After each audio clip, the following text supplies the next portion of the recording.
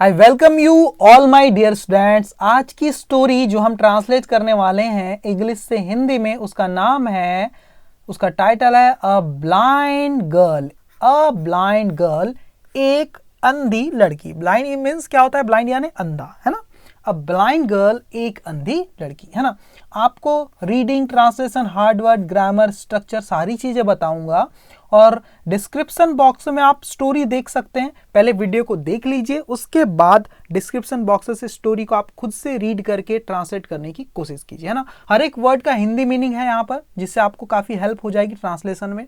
और बिना हिंदी मीनिंग लिखे भी आप चीज़ों को ट्रांसलेट करने की कोशिश कीजिएगा डिस्क्रिप्शन बॉक्स से स्टोरी को देख करके। ठीक है, तो स्टार्ट करते हैं यहाँ से। बहुत ही प्यारी, बहुत ही इमोशनल कर देने वाली स्टोरी है ना।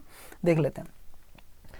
There was a blind girl। जब भी आपको बोलना है कुछ है या कुछ था, जैसे एक राजा था, there was a king, there was a boy, एक लड़का था, एक लड़की थी, there was a girl। तो यहां पर क्या बोला है? There was a blind girl, मतलब एक अंधी लड़की थी। There was a blind girl, एक अंधी लड़की थी, who hated, जो नफरत करती थी। हेट का मतलब क्या होता है? नफरत करना, उसी की पास्ट फॉर्म है हेटेड।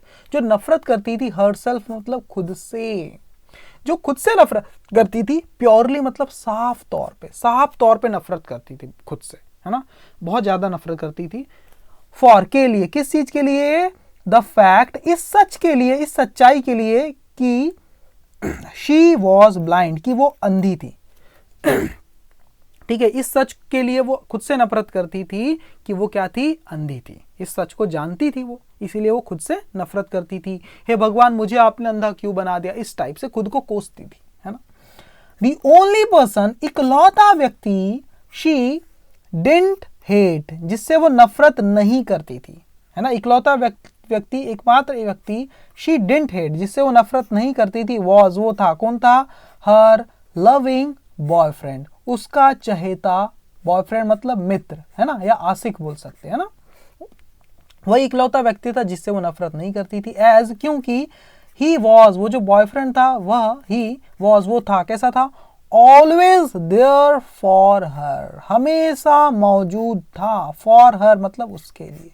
यहाँ देयर का सेंस एक इंट्रोडक्टरी सब्जेक्ट के रूप में ही किया गया। He was always there for her, क्योंकि वो हमेशा उसके लिए मौजूद था, उपस्थित था, है ना। शी सैड, वो कहती थी, वो कहा करती थी, क्या कहती थी? दैट की इफ शी कुड, इफ यानी यदि, शी मतलब वह, कुड मतलब बस।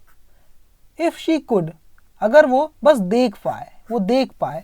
ओनली का सेंस, ओनली लगा है ना, ओनली, इसलिए यहां पर बस लिखा है। बस देख पाए, कुड सी मतलब वो देख पाए बस, द वर्ल्ड, ये दुनिया, बस वो एक बार ये दुनिया देख पाए, फिर क्या हो जाएगा?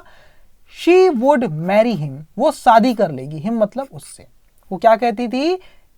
दैट की इफ शी कुड ओनली सी, अगर वो बस देख पाए द वर्ल्ड, ये दुनिया, तो शी वुड मैरी हिम, वो शादी कर लेगी उससे। ऐसा वो कहा करती थी अपने बॉयफ्रेंड से। ठीक है, वो अंधी लड़की। वन डे, एक दिन क्या हुआ? समवन, किसी ने, डोनेटेड मतलब दान में दिया। क्या दान में दिया? अ पेयर ऑफ आईज मतलब एक जोड़ा, ऑफ मतलब का, आईज मतलब आंखों का एक जोड़ा, मतलब दोनों की दोनों आंखें। उसने क्या कर दिया? किसी ने, समवन मतलब किसी ने, दान में दे दिया। किसको? टू हर, उसे, उस लड़की को। हर बोला है मतलब लड़की को। नाउ, अब, शी कुड सी, अब वो देख सकती थी। एवरीथिंग मतलब हर चीज। किसी ने उसको अपनी आंखें दान कर दी, है ना। अब वो देख सकती थी हर चीज, इंक्लूडिंग, के सहित, किसके सहित? हर बॉयफ्रेंड, अपने बॉयफ्रेंड को भी देख सकती थी। अपने बॉयफ्रेंड के सहित हर चीज को वो देख सकती थी। हर बॉयफ्रेंड, उसके मित्र ने, उस बॉयफ्रेंड ने, आस्क्ड, पूछा, हर मतलब उससे, उसके बॉयफ्रेंड ने उससे पूछा, उस लड़की से। क्या पूछा? देखो इन्वर्टेड कॉमा में सारी चीजें। क्या पूछा? नाउ, अब, दैट, अब जब, या अब जब की, यू कैन सी, अब जब तुम देख सकती हो, द वर्ल्ड ये दुनिया, will you marry me, will you Mary, क्या तुम शादी करोगी? मी मतलब मुझसे। अब जबकि तुम ये दुनिया देख सकती हो, विल यू मैरी मी, क्या तब तुम मुझसे शादी करोगी? ऐसा पूछा बॉयफ्रेंड ने। द गर्ल, वो लड़की, वॉज मतलब थी, शॉक्ड मतलब हैरान, वो लड़की हैरान थी।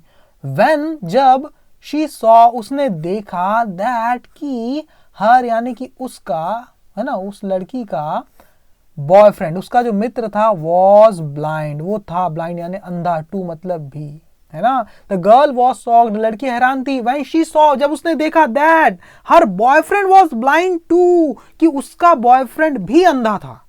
जब उसने देखा कि उसका बॉयफ्रेंड भी अंधा ही था तो लड़की बिल्कुल हैरान थी।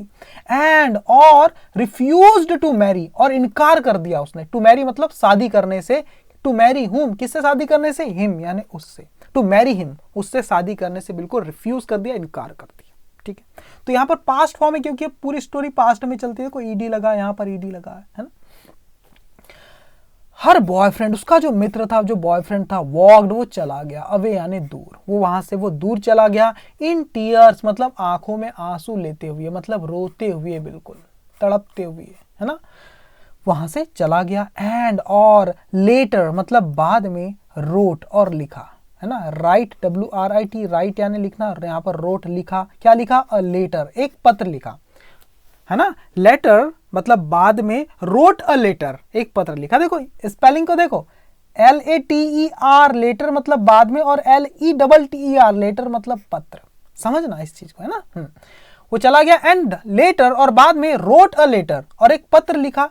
किसको लिखा? टू लगा के लिखेंगे, टू हर, उसको, टू हर मतलब उसे, उस लड़की को, है ना, टू हर, उस लड़की को लिखा। सेइंग, ये कहते हुए, वो पत्र में ये कहते हुए, क्या कहते हुए पत्र लिखा? उस पत्र में क्या लिखा हुआ था, क्या कह रहा था? देखो इन्वर्टेड कॉमा है उसमें, ये बात उसने पत्र में लिखी थी बस।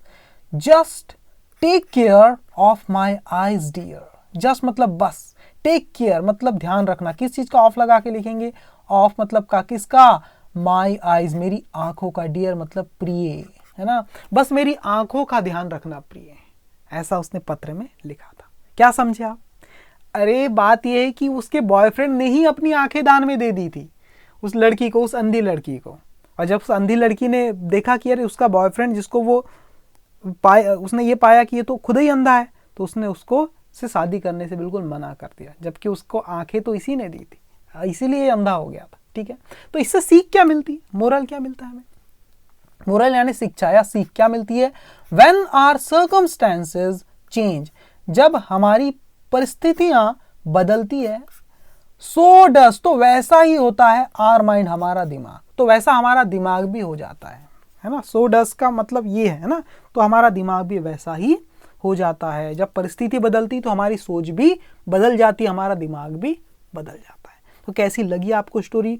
मुझे कमेंट करके जरूर बताना, और डिस्क्रिप्शन बॉक्स में पूरी स्टोरी दी हुई है। वीडियो लेक्चर देखने के बाद आप खुद से रीड करके एक एक लाइन को समझने की कोशिश करना, इसी से आपकी रीडिंग अच्छी होगी, है ना। इंग्लिश रीडिंग आपकी बहुत अच्छी होगी। Thank you very much guys.